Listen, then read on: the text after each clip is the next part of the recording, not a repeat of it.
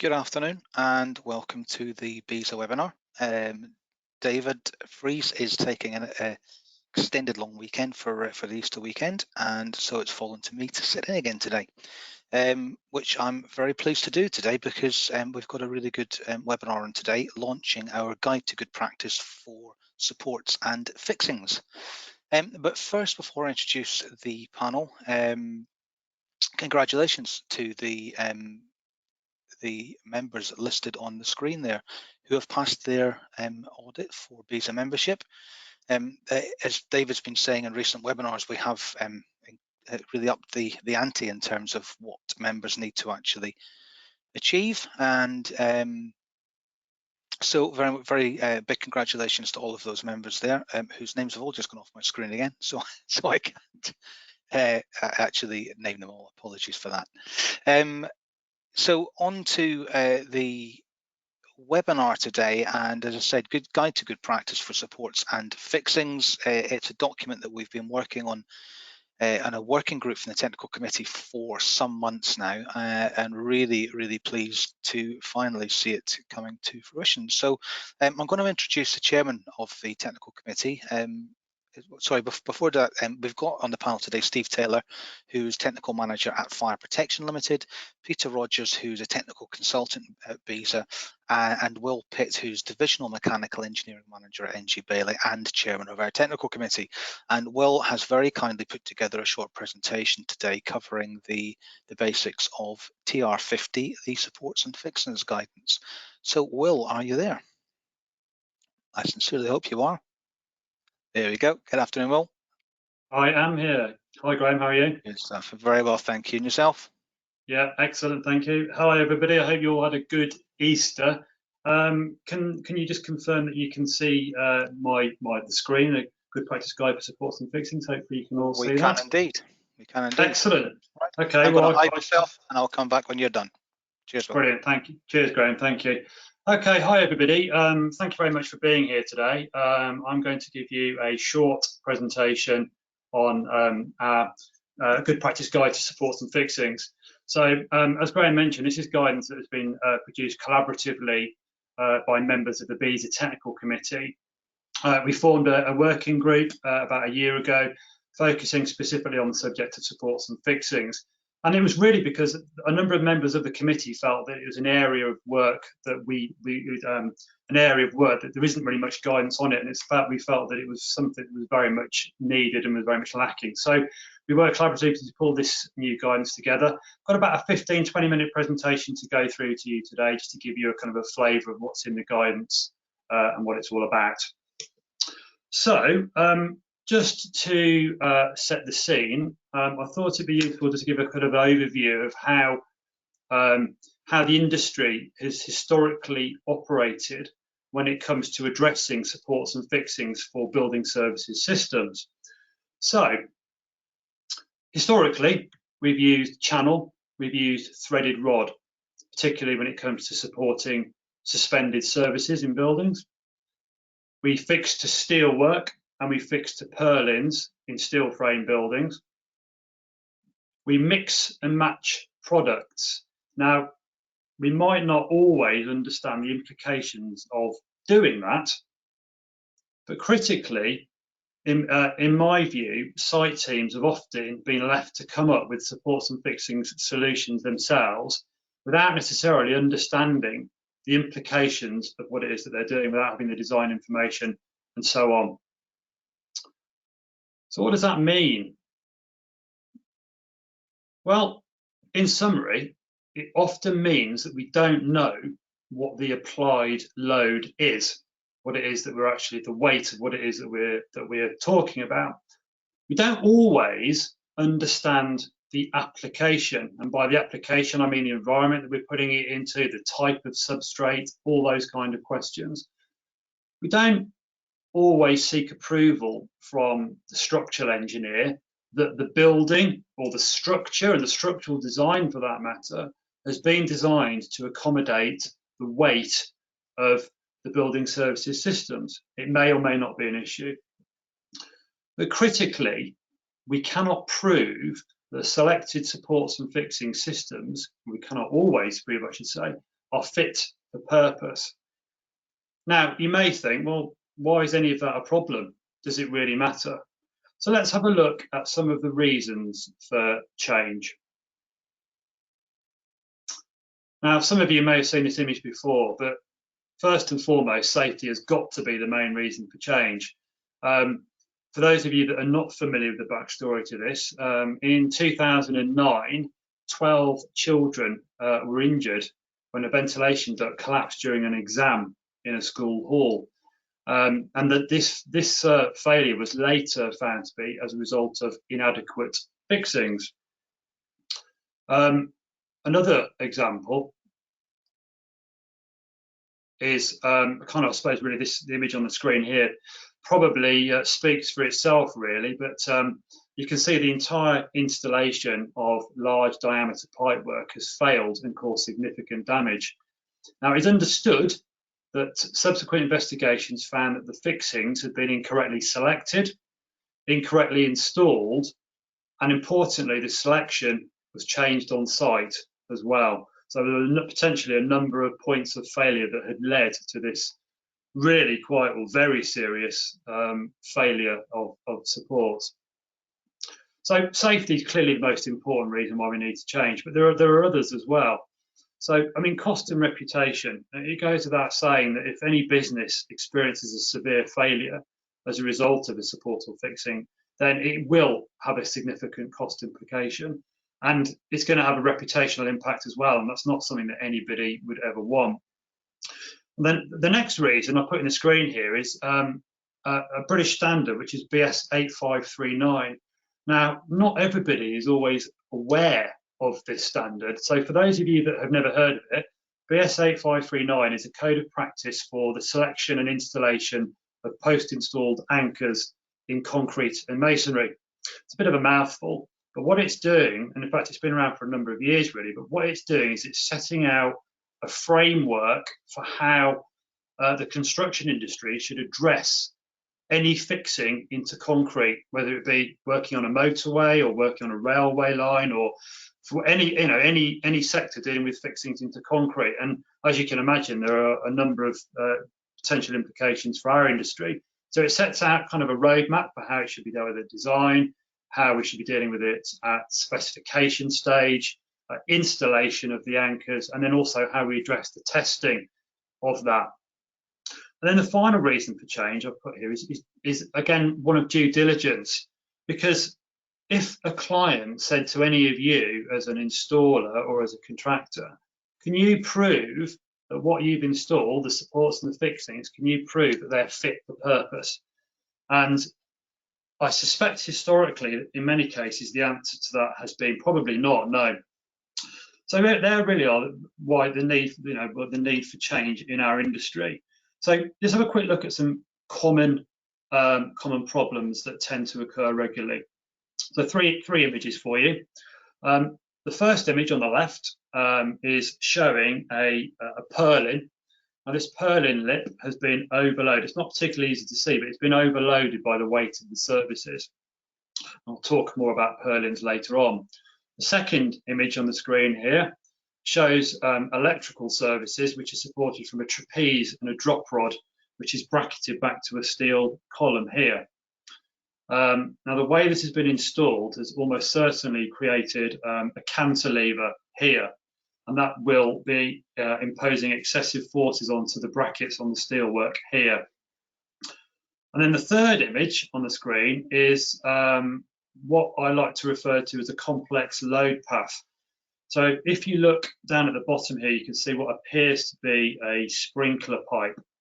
Now this has almost certainly been installed by a follow-on trade, and it's very difficult to trace where that load is taken back to the structure of the building.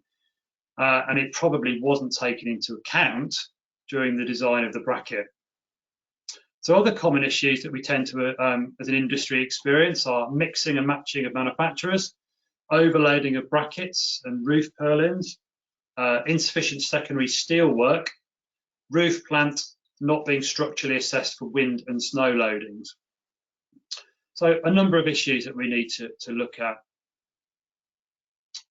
So how can we do things differently and how can we do things better? Well, what we're trying to do in our guidance is sort of some pointers as to what we feel the industry needs to be doing differently. And first of all, that starts at design. Now, supports and fixings may not be uppermost in the minds of construction professionals during the initial design stages. However, it is important really that certain aspects are addressed by the designer at this stage. So it is the responsibility of the mechanical designer to calculate the weight of the building services equipment and then obtain approval from the structural engineer that the building structure is able to support the weight of the MEP services design. So specifically, first of all, we're talking about suspended services, as we've got on the screen here. Now, for suspended services, I think, as I'm sure many of you will know, structural slabs in buildings are usually designed with allowances for suspended services. However, for heavily serviced buildings, or where services are at their heaviest, so perhaps where you're coming out of a riser or in plant room areas, it's always prudent to check and obtain that approval from the structural engineer. And in fact, I should add, it's particularly important for a heavily serviced building that might be a lightweight steel frame building. Some people refer to them as sheds. There have been instances in the past where this has caught people out. Now, on the screen on the right is something that we now do at NG Bailey. I'm not advocating it as something that you should all do, but it may be considered a good way of dealing with it. And this is a sort of a heat map drawing. And what we produce at design stage is a sort of a colour code, red, amber, green, showing the weight of services on that building. And it's typically in kilograms per metre or kilograms per square metre, so that we can easily communicate that to the structural engineer and get that approval that the building is able to take the load. Likewise, for roof-mounted plant, we really want confirmation from that the structure has been designed to accommodate the weight of heavy items in mechanical plant. Now, that may include things like plinths and upstand details, but also it may be necessary to restrain roof-mounted plant and equipment depending on the calculated wind and snow loads. Now, the wind loads in particular are very important, and they should be provided to the contractor by the structural design engineer. That's not something that the installing contractor should have any influence on whatsoever. But we would need that information in order to look at possible restraints. And there have been instances where contractors in design and build projects have taken on responsibility where the structural design hadn't made sufficient allowance for roof-mounted plant. And there are other examples where the MEP contractor was left footing the bill for significant amounts of secondary steelwork. So that's something that you may or may not have experience of yourselves. Now, our view is that this kind of stuff should be taking place at REBA stage 2, but certainly no later than REBA stage 3. Now, I acknowledge that is a problem at the moment because a lot of consulting engineers may not be thinking about this, and there's certainly an element of mindset change still needed in the industry.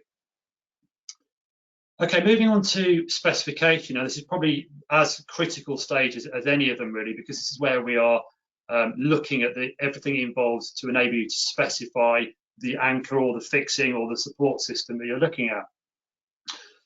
Now, supports and fixings products should be specified in collaboration with the structural engineers and fixings manufacturers. To enable them to be correctly selected and specified, the following factors need to be taken into account. The first is clearly the loading, which we've just talked about. That should be calculated by the designer, and that should include the self-weight of the bracket, the water and any pipe work, any insulation, and everything involved in the entire system. And the next thing is the base material fixing suitability. Now, we do provide some guidance in this in TR50 on things like the difference between cracked and uncracked concrete.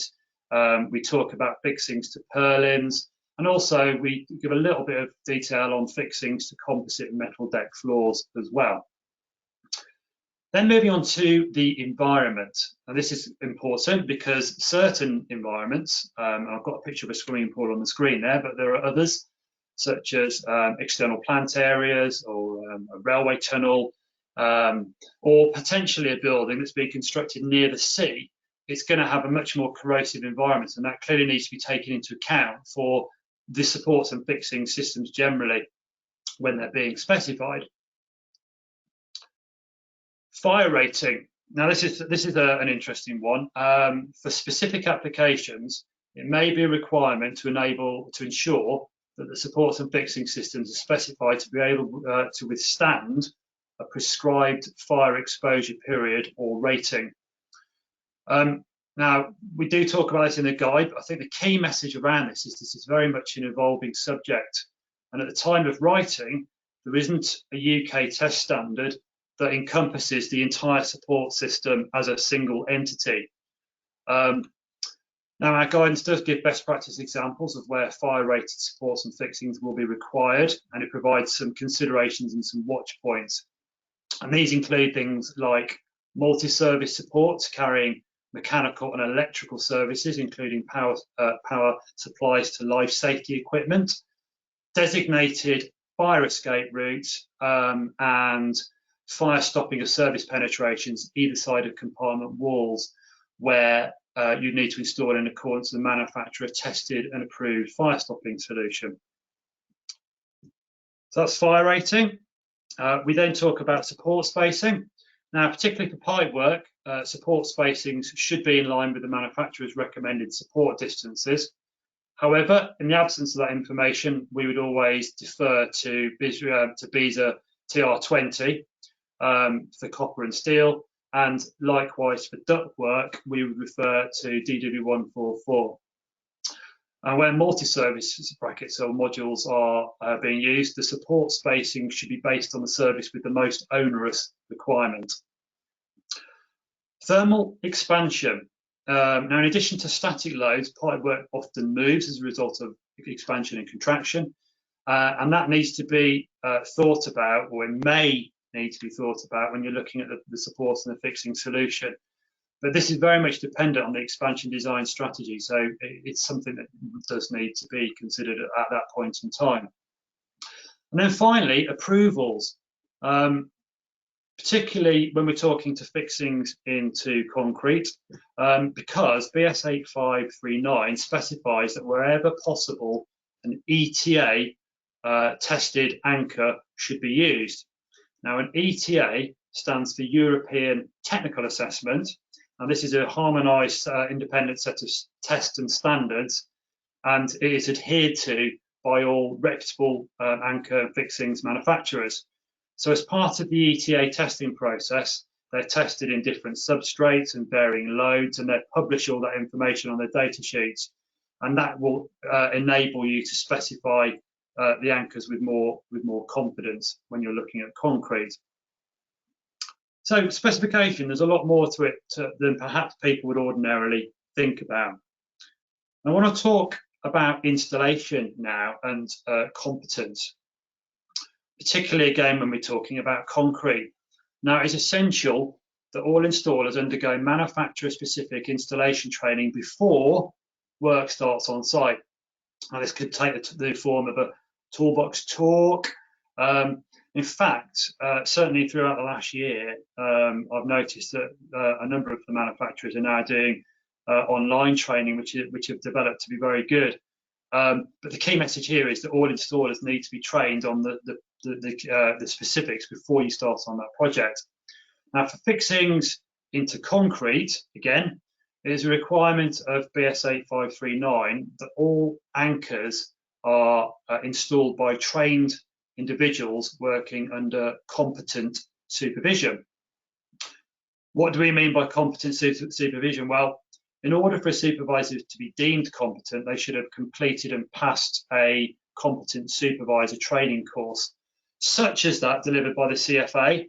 And I know that other organisations are trying to develop similar things, but as far as I'm aware at the moment, the CFA certified supervisor course is the most well-known one around.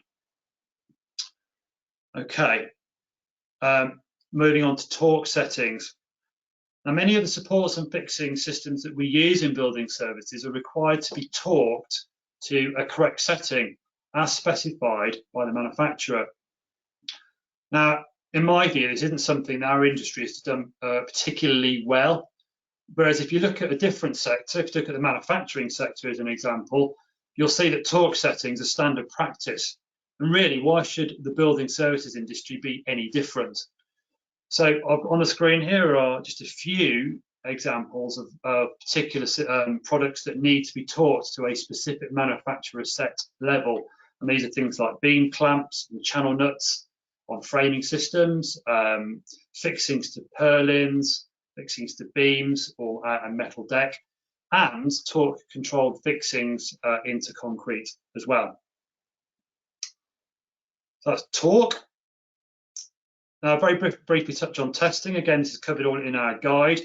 When it comes to fixing, testing of anchors into concrete, there are only two terms that people should be using. And these are, one, a proof test, and two, a preliminary test. All testing should be carried out by CFA approved testers. But the key message here is that the term pull test or pull out test, which I hear regularly, shouldn't be used because it is too vague and generally misunderstood. So what are these tests? So a proof test is a test that is carried out on a proportion of fixings, essentially to validate the quality of the installation. Now, proof testing isn't always needed. Now, the circumstances where it isn't needed is if you can prove that the anchors have been they're ETA approved anchors, which we know their performance from the reasons we gave in the earlier slides. They have been installed by trained operatives working under supervision. In those circumstances, and you don't need to do any proof testing because all you're doing is you are effectively checking the workmanship out. The difference between that and a preliminary test is that a preliminary test is used to determine what we call the allowable resistance, or you may know it as the maximum working load. And in the case you do this where there isn't any characteristic resistance or recommended resistance available. So to determine the allowable resistance, the fixing must be tested to failure. So examples of where you would carry out a preliminary test would be things like on an existing building or a refurbishment where no one really understands the performance of the concrete because we haven't been able to do cube tests for a new build, or where the fixing substrate isn't known.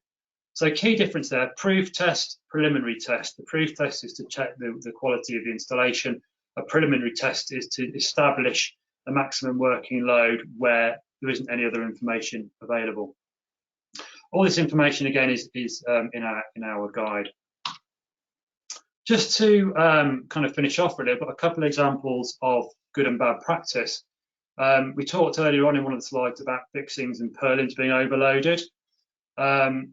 Purlin clips should really be avoided unless permission to fix to the clip has been obtained from the manufacturer and the structural engineer.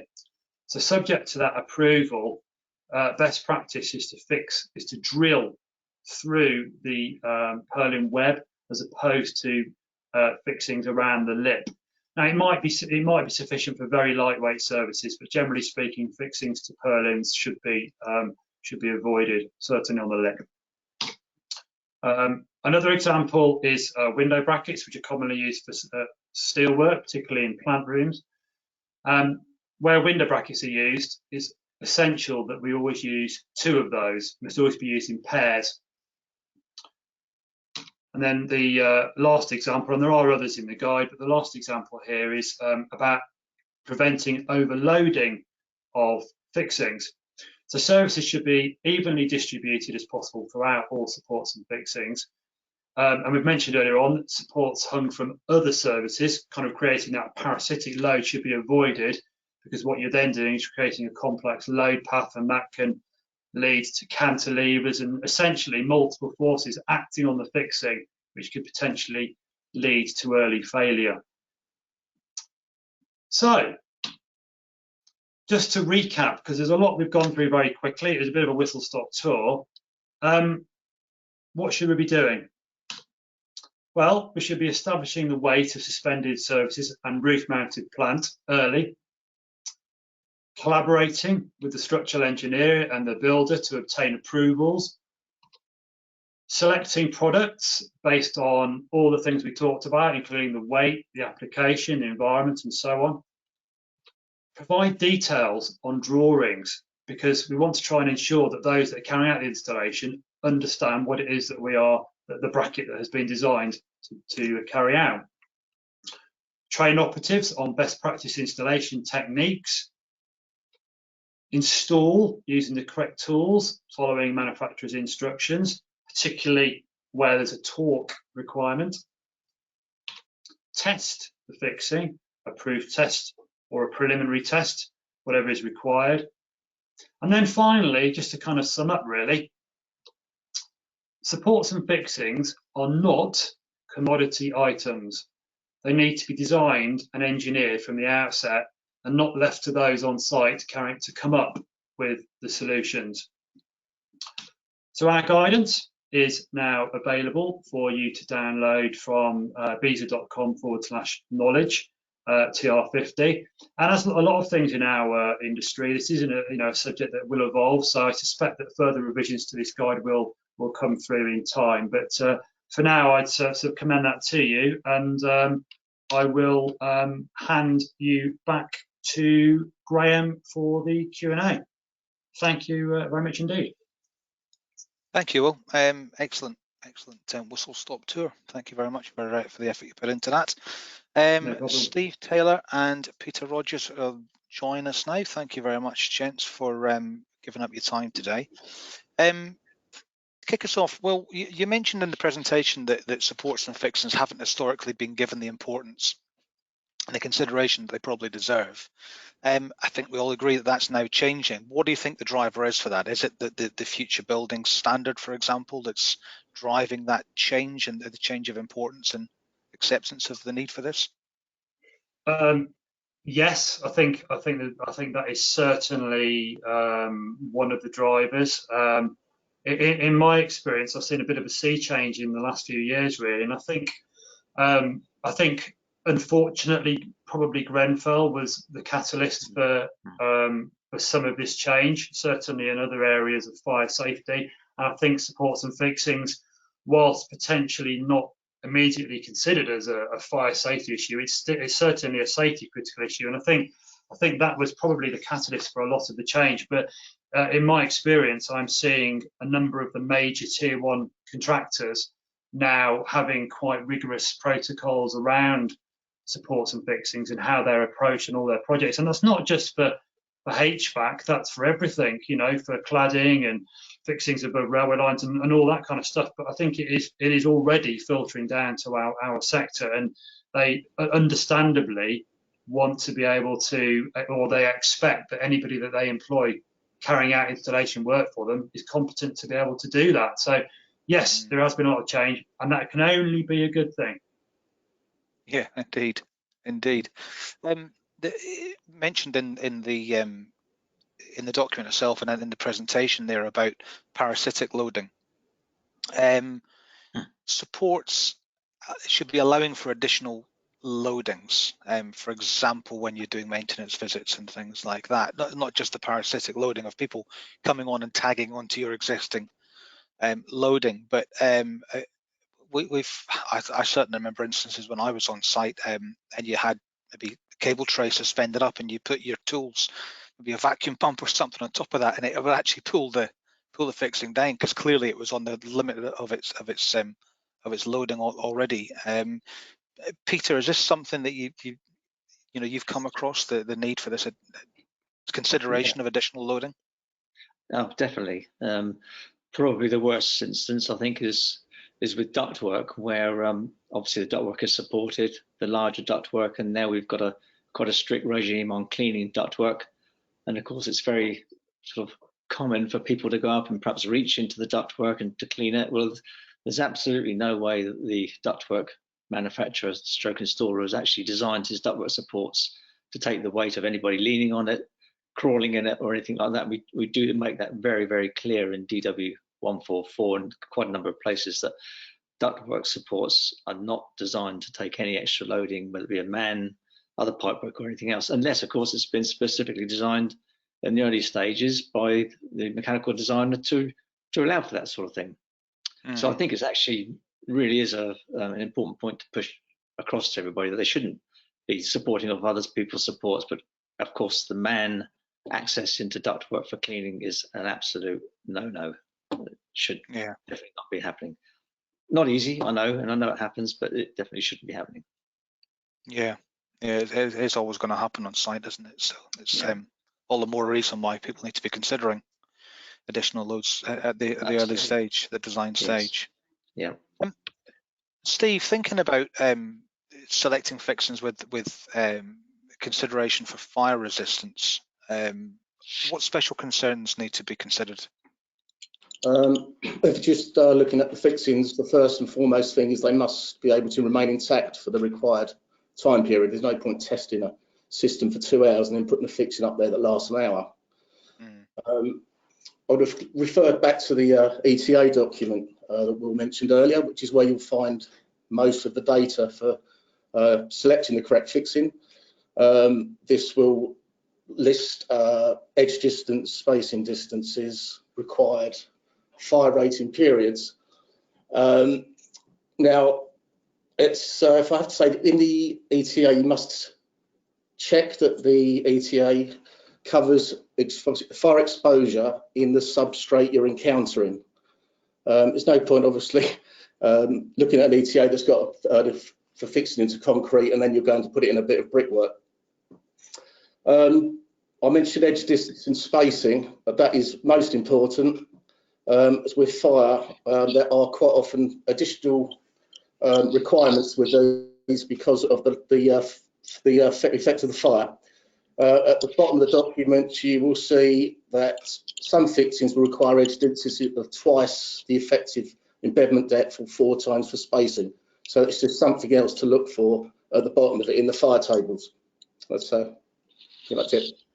I think just picking up from Steve's point there, I mean, it's something that doesn't always get thought about, but one of the things that crops up regularly in my line of work is we see a lot of composite metal deck floors, and increasingly the requirement to install fire rated fixings into those, and that is a really, really tricky subject. And it's something that I know that we at BESA are looking at developing more guidance with certain floor manufacturers and the trade associations associated with those. But that in particular, when it comes to composite metal deck floors, fire rated fixings are a tricky subject, and we do touch on it in the guide. We provide some pointers, but clearly more work is needed in that area, in my view. Yeah, there's a couple Would of you agree with that, Steve? Absolutely. There's a lot of pitfalls of it, particularly as we mentioned with the cracked concrete issue. A lot of anchors you find are not suitable for use in the tensile zone. We see that it's all the time incorrect fixes being put up. Actually, that's a good point. You mentioned cracked concrete, and we cover it in the guidance. For the benefit of the audience who don't know cracked and uncracked concrete, could you give a brief over what the difference is, please, Steve? Okay, yeah, just quickly. When the slab's loaded, as Will's been showing us with all his supports, it causes the slab to deflect. Now that essentially stretches the underside and puts the underside of the slab in tension, causing micro cracks. Now these will typically run through any fixings and seriously impair the ability of the fixing to perform its intended function. For that reason, you should always assume that it's cracked concrete that you're dealing with when you're selecting a fixing. I suppose it's difficult to know when it is cracked and when it isn't, Steve, is it? It has to be assumed to be cracked unless otherwise proved. There's concrete can crack for various reasons. When it cures, it contracts, it can crack, age, temperature fluctuations, etc. And then in addition, the load going on the slab, that the tensile zone is a real danger. Yeah.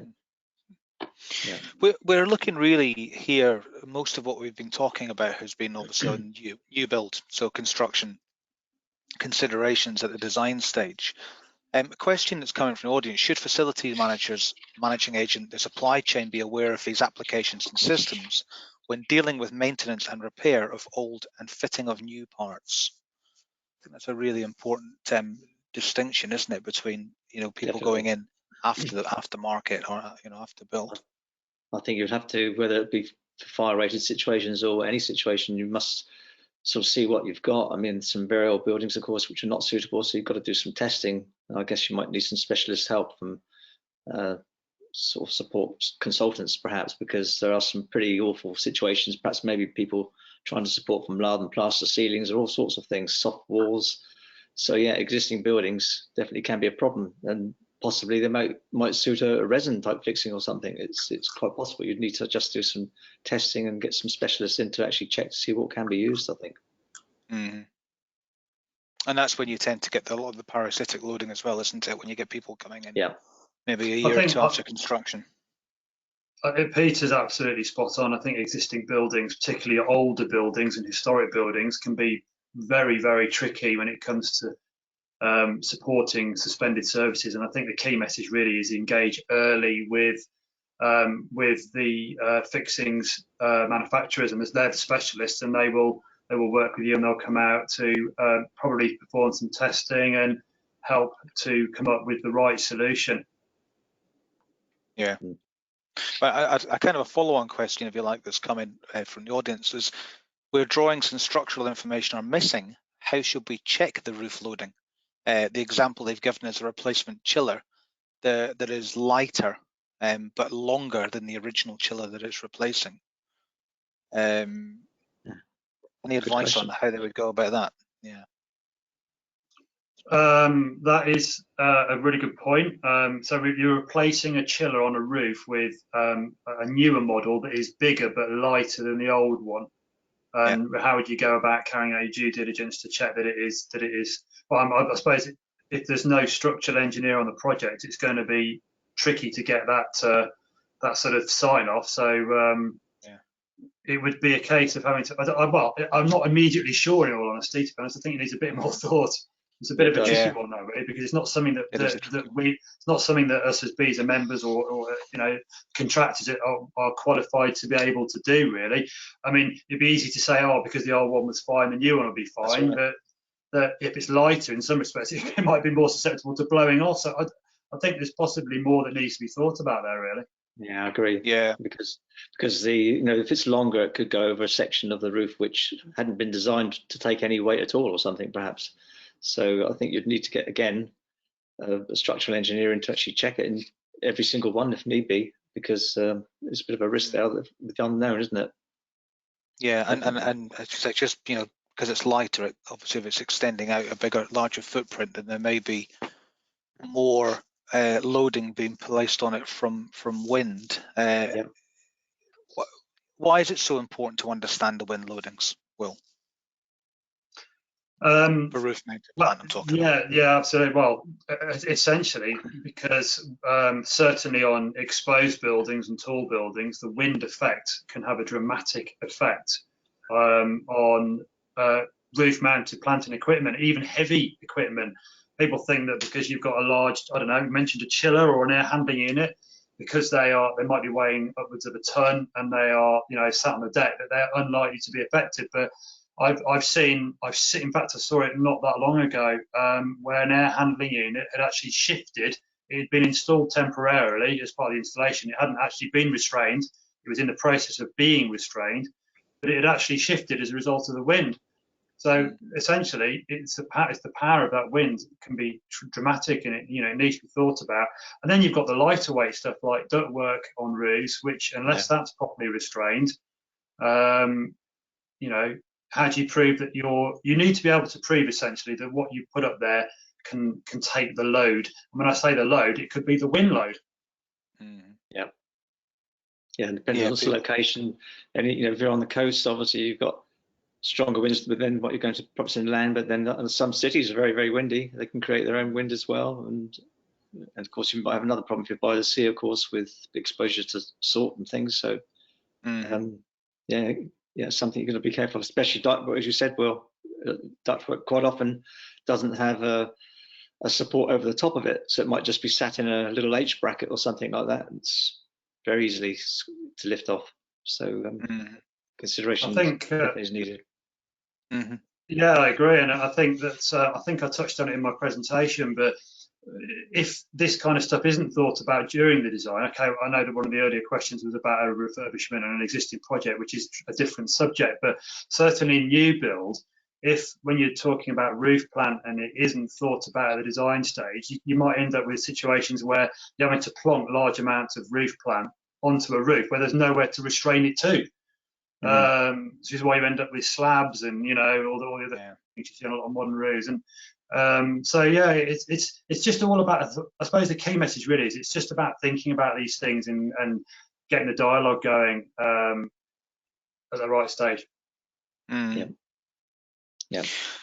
Another question from the audience, probably for Steve, this one. Is there any guidance on the combustibility of supports? For example, pipe hangers, support blocks, etc., that are close to a firewall. It says obviously in any fire test, these services are generally held rigid within 500 mil either side of the firewall and generally not allowed to move. So is there any guidance available on that? It's not really my field pipe work, I'm afraid. Graeme. I can probably give some pointers on that. So I think the question there is about supports either side of fire compartment walls, typically where they're 500 mil either side of it, and you mentioned that they're rigid. Did the question mention blocks there and support blocks? Did I hear that there? No, it just said about combustibility of supports. For example, pipe hangers. Oh yeah, support blocks, etc. that are close to a firewall. Yes. So this is covered. So the support, the drop rod, and well, firstly the fixing needs to be fire rated, but the drop rod, there is a calculation that you can carry out. It's covered in BS 8519.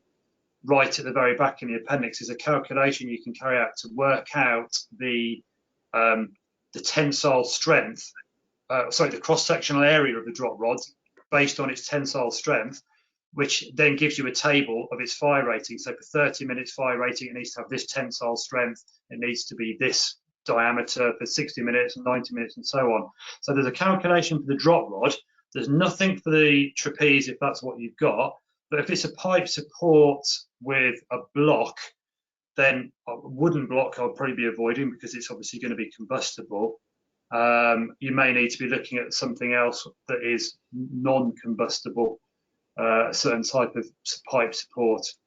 But it's not straightforward, and there is no UK test standard that talks about the support system in its entirety. That's why you have to kind of break it down to the fixing into the concrete, the drop rod, and look at it separately like that.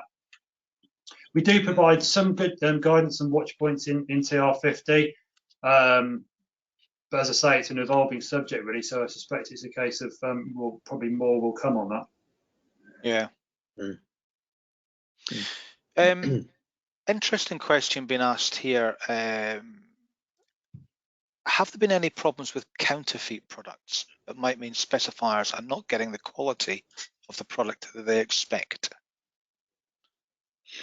I'm not sure who to ask about that one. I mean, certainly, I guess that's being partly addressed with the Construction Products Association Code of Practice that's out just now. That would be the hope. But is that something any of you have ever come across in the field?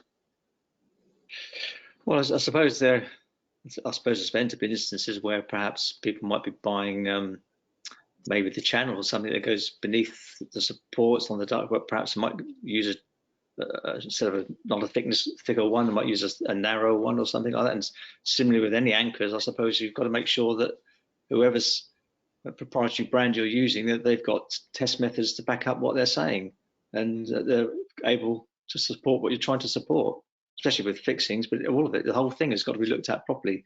I can imagine that there are probably imports or even perhaps some manufactured in this country which perhaps aren't suitable for what they're actually saying they are, but they need to check what tests they've had and just confirm that they are the right thing.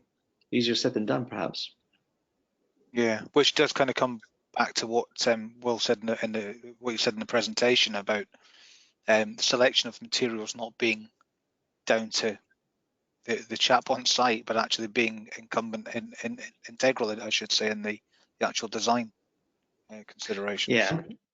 I'm certainly aware of problems in the past with substandard steel in lower quality drop rods, in threaded rod. I think, you know, it's buy from reputable manufacturers would be a key message, really. Yeah, that's right. So that actually have got test data to back up their claims and say, you know, what is the performance of your product? If they can, if they've got test data, and you know it's you pretty much know it's a good product. Whereas if they haven't, you're a bit stuffed. Yeah. Yeah. So on testing then, so you mentioned in the presentation, Will, about obviously the preliminary testing and proof testing. Who would a member contact about arranging fixing testing? Steve? Primarily the Construction Fixings Association. If you go to their website, there's a tab at the top that says approved testers on it.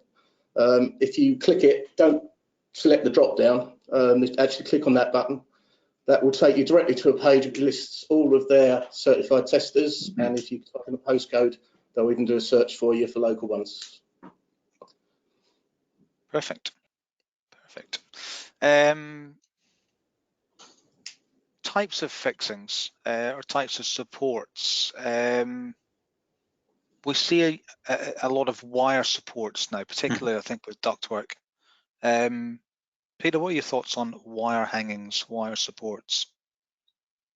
Well, yeah, there's no doubt that there is applications for wire supports. I think one of the key things is to make absolutely sure that you don't mix and match the wire support with the actual fitting, if you like. In other words, make sure that you're buying the actual cleats that go with the wire that you're buying. Just don't go out and buy a whole bundle of wire and then buy some fixings. You need to buy the wire and the fixings from the same supplier. I think that's quite a common thing not to do that. So I think we should encourage people to definitely make sure it comes from the same supplier. We do refer to other BESA standards in this document that we've produced, the TR50, and in that, of course, is DW144, and that does have quite a lot of detail about ductwork supports on with wires. It's got different arrangements. And I think another thing you've got to be careful of as well is if you've got the wire coming at an angle, and we've often seen that where they perhaps come at 60 degrees or 45 degrees, then the actual calculations that go out the window from a point of view of its weight. The stresses on that angle, of course, are colossal compared to a nice vertical line. So we just got to, again, go back to manufacturer.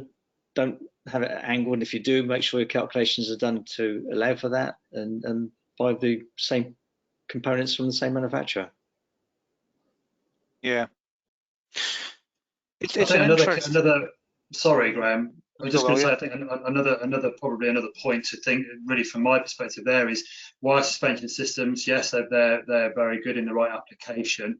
However, you still need to go through the same processes that we've talked about, really, that you need to prove that the system is fit for purpose. And of course they do sway as well. Yes, they do. So you got to perhaps which is obviously increasing that load, isn't it? Yeah.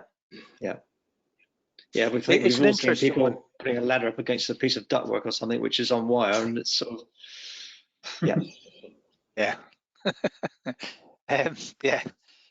Which I guess highlights the need for training and yes. Knowledge awareness raising, really, I guess, of the different types of fixings and supports. What kind of training is out there for people with regard to learning about fixings and load bearing? It's not something I think the average technician in the field really has access to. Anybody have anything on that? I can certainly say there, Graeme. All of the manufacturers, the leading manufacturers, are pretty good for giving advice and training. As Will touched in his presentation, they will do on-site training, online CBDs, such like. And also maybe just to refer you back to the Construction Fixes Association again. I'm not trying to plug them, but they're actually quite cheap to join, and become an approved tester yourself, where you can have get access to this sort of information, perhaps. Yeah, that's a good point. That's a good point. I think certainly for larger companies, that's very, very relevant, isn't it? To make sure you have that training available. Make sure they're using the right. If they're using guns of some sort, some would be quite dangerous. You used to have the Hilti guns, didn't they? It's certainly training for if you're using those sort of fixing machines and things. So, yeah, I think, as you say, the manufacturers actually of the fixings generally do offer pretty good training, I think, don't they? Yeah, I certainly got good training from Hilti. I remember of you buying the tools, and we're very good at giving you free kind of toolbox talks for your engineers and things to make sure they understood the different types of supports they were selling you and how to make sure they were actually installed properly. I guess most of the fixings companies are much the same on that. I think manufacturer-specific training is important at the start of the job, as we touched on in the presentation, because they will talk about the tools that are needed, the specifics. It might be that you need to clean out the drill hole and vacuum it out, and do the correct setting tools and all the nuances of their products, and it's absolutely critical. So, yeah, as Steve says, the CFA is a great place for knowledge, but also the fixing, the reputable fixings manufacturers as well. Yep. Okay. I suspect that's probably going to answer this next question. It's coming from the audience. They've got a very specific request here, so we're probably not going to be able to answer it very specifically, but just in general terms. We are installing services in a few old warehouses with timber joists and flooring. The services are exposed. Do you have a recommendation with regards to fixings? They don't actually specify what the services are or the weight of them, which is why I don't think we're going to be able to be very specific. Would that again be a case of refer to the fixings manufacturers? I would say so, yes. I have limited experience on this. I was involved in one project that was a listed building, and it was fixings into timber, and there is limited guidance about, and I think there is a timber association that provides some information on it. So it would be a case of having to look. Yeah, I think initially it'd be going to the fixings manufacturers, but also potentially consult with. Is it timber? What I'll do is I'll find out, and I'll put it on. I'll send it to you, Graeme, or wherever we do with it. Yeah, there might be instances where they need to go to the floor above, if that's a possibility, to actually take the support from on top of the timber supports as opposed to actually below. So we're actually seeing cases of that, which obviously is much stronger and better. But again, as Will said, you've got to go back to the manufacturers and get advice. Fixings to timber is very different to concrete, because the performance of timber varies. You could do one site test in one area and get a totally different result to a meter in a different direction. So it is quite a specialist area, I think. Yeah, it's not like hanging a picture on the wall, is it? No, sorry, that's not a particularly comprehensive answer on that. No, I suspected there were. It was quite a specific question. I didn't think we'd actually be able to answer that one. Okay, I've got time for one more question. How should multi-service supports carrying mechanical and electrical services, including power supplies, to life safety systems be dealt with from a fire rating perspective? Will, shall I take this one? Please. Yeah, conscious of the fact I've done a lot of talking, so I'll try not to say too much. So I think the key message here, in my view, is that certainly any support system that is carrying a power supply to a life safety system, so that could be a fire alarm or a sprinkler pump or that kind of emergency lighting, that kind of thing, then this isn't a standard that fits naturally into the HVAC world, but I'm going to mention it anyway. So BESA 8519 is a standard for power supplies, and what that says is that the support system should have the same fire survival time as that of the cables that they're supporting. So if it's a fire alarm system, you might have a 90-minute fire rated cable, therefore the support should be 90-minute rated as well. So if you've got multi-service support, well, the first thing is try and design out multi-service support. So can you have a separate support system just for your life safety equipment would be the first port of call. But if that isn't possible and you're integrating it all onto one single support system, then you're going to have to prove that that entire system is fire rated to the same period of time as the cable that it's supporting, whether it be 60 minutes, 90 minutes or 2 hours fire rating. And then it gets into the realms of what I talked about earlier on with the drop rod cross-sectional area and proving that the anchor into the substrate is appropriately fire rated. But unfortunately, there isn't any guidance out there on fire rating of trapezes at the moment. So you have to work to some extent with the likes of certain manufacturers for that. Mm-hmm. Yeah, it's a big subject, isn't it? And very, very critical to have that right. There's no point in having life safety systems if they actually collapse in the event of when they're actually needed most, right? Yeah. Very good. Well, gents. Sorry, yes. Sorry, Steve, when you go. Sorry, I believe 8519 relates back to certain tensile strengths for steel, on which you can base your support. As Will obviously said, you've got to design the whole support to hold the weight for the time period required.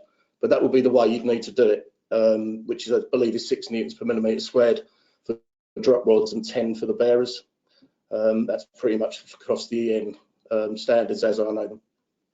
What standard was that? Sorry, I didn't quite catch the number, Steve. That's part of the ductwork standards, EN 1366 Part 1, which those strengths are listed in, and they cross-reference in 8519 as well, I believe. Perfect. Thank you very much. Good stuff. Good. Well, as always, we've run out of time. So I just thank you very much again. I should mention Gary Egger and Nick Mead, who are also part of the working group that developed this guidance. They couldn't join us today, but to you, gents, thank you very much indeed again for your time, your effort in pulling this guidance together, and thank you for your time today. Thank you as well. Thank you, everybody. So coming up in terms of webinars, next Tuesday, 13th of April, attracting and retaining the right people. David, I believe, will be hosting that one next week, and he'll be joined by Neil Carberry, Chief Exec of the Recruitment and Employment Confederation, and our own Helen Hewlett, Director of Training and Skills. We'll also be launching the new BESA Jobs Board next week at that as well, which will be good to see. I know it's been in development for some time. So other than that, thank you very much again for joining us today, and we will see you again. There's usually a slide up about all our different social media stuff, and I should probably mention that just to say before I sign off. Do follow us on Twitter, @BESA Group, LinkedIn. The questions, any further questions that come in haven't been answered, we'll put them up on the BESA LinkedIn page later on, and the panelists will try and help to answer them. We'll certainly, Will said he's going to come back to me on that one specific issue, so we'll see if we can answer that for you and get back to you personally on that, whoever it was. I can't see the name of who asked it. But other than that, thank you very much for joining us, and we'll see you next time. Have a good week. Thank you. Cheers. Bye-bye.